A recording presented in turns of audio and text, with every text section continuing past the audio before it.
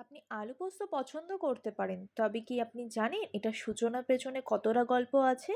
এই মূল্যবান উপাদানটি যা আজকের বাজারে সবচেয়ে দামি ভারতীয় মশলাগুলির মধ্যে একটি অন্যতম, কিভাবে তার জন্মগ্রহণ করেছে চলুন এই রেসিপিটা আপনার সাথে শেয়ার করতে করতে কিছুটা গল্পও শুনে নিই। আরামদায়ক খাওয়া হওয়া সত্ত্বেও আলু পোস্তের এই গল্পটি একটু গোলেমলে। দেখা যাচ্ছে 1957 সালে পলাশি যুদ্ধের ঠিক পরেই ব্রিটিশরা চীনে অবৈধ আফিমের একটি বিশাল বাজার আবিষ্কার তৈরি করে, যা বাংলায় একটি ঘাঁটি স্থাপনের সিদ্ধান্ত নেয়। অন্যদিকে আমাদের আলুগুলো কিন্তু খোসা ছাড়িয়ে ডুমডুম করে কেটে নিয়েছি। কড়াই গরম হয়ে গেছে, তাতে আমি কাচ্চিঘানি সর্ষে তেল ইউজ করে নিয়েছি এবং আলুগুলো তার মধ্যে দিয়ে দিচ্ছি। হালকা করে নুন আর হালকা করে হলুদের গুঁড়ো দিয়ে আমি হালকা জল দিয়ে এটাকে সেদ্ধ করতে বসিয়ে দেবো। কিছুটা সেদ্ধ করার পর একটু ভাজা ভাজা হয়ে গেলে এটাকে আমি তুলে নেব। চলুন এবার গল্পে ফিরে আসা যাক। এই গল্পটা কিন্তু খুব ইন্টারেস্টিং। আলু পোস্টের গল্প শুরু হয় এমনই এক কৃষকের স্ত্রীকে নিয়ে।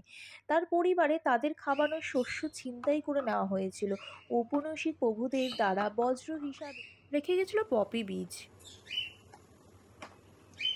তিনি ভালোভাবে পরীক্ষা করে দেখলেন যে এটাকে যদি কোনো রকম ফসল বা কোনো রকম খাবার যোগ্য তৈরি করা যায়। বিভিন্ন ধরনের এক্সপেরিমেন্ট চালিয়ে তিনি এটা সর্ষা তেলের সাথে ফার্স্ট রান্না করেছিলেন, সামান্য বাদামের সাথে। ওদিকে আমাদের আলুটা ভাজা হয়ে গেছে, সামান্য ওই তেলেই আমি আদা বাটা দিয়ে দিয়েছিলাম এবং পেস্ট তৈরি করে নিয়েছিলাম। সেই পেস্টে আমি পোস্ত দিয়েছিলাম। আপনারা পরিমাণ মতো পোস্তটা ইউজ করতে পারেন, 2 চামচ থেকে 3 চামচ ম্যাক্সিমাম, কারণ পোস্তর প্রচুর দাম। সাথে আমি 1 চামচের মতো সর্ষা ইউজ করেছিলাম, আর সাথে ছিল চারমগজ, এটা অপশনাল। তার সাথে আপনারা কাঁচা লঙ্কা একটা টুকরো দিয়ে একেবারে পেস্ট করে নিতে পারেন। ঝাল যদি কম খান তাহলে সেই পেস্টের সময় কাঁচা লঙ্কাটা দেবেন না।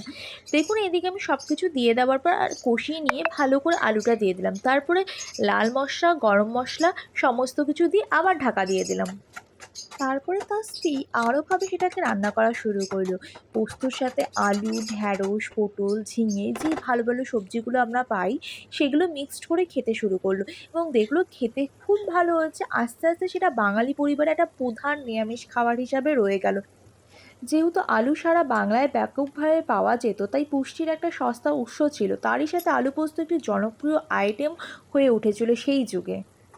শেষে আমি কাঁচা সরষা তেল ইউজ করেছিলাম। দেখো আমাদের পোস্তটা দেখতে খুব সুন্দর হয়েছে, আর সত্যি কথা বলতে একদম রেস্টুরেন্টের স্টাইলে হয়েছে। তোমরা একবার এই প্রসেসে বানিয়ে দেখো, খেতে কিন্তু অসাধারণ লাগবে। আজকে ছুটির দিন ছিল, তার জন্য আমার কাছে হাতে টাইম ছিল, তার জন্য হইচই এই সিরিজ দেখতে দেখতে আমি আমার লাঞ্চটা সেরে নিয়েছিলাম। আমি বানিয়েছি বলে বলবো না, বাট আমার এখনও ভিডিওটা এডিট করতে করতে আমার আবার খেতে ইচ্ছে করছে। চলো আজকে ভিডিওটা এই পর্যন্ত, দেখা হচ্ছে নেক্সট কোনো একটা ভিডিওতে। যদি ভিডিওটা ভালো লেগে থাকে লাইক শেয়ার কমেন্ট করতে বলবেন আর সাবস্ক্রাইব করে দেবে।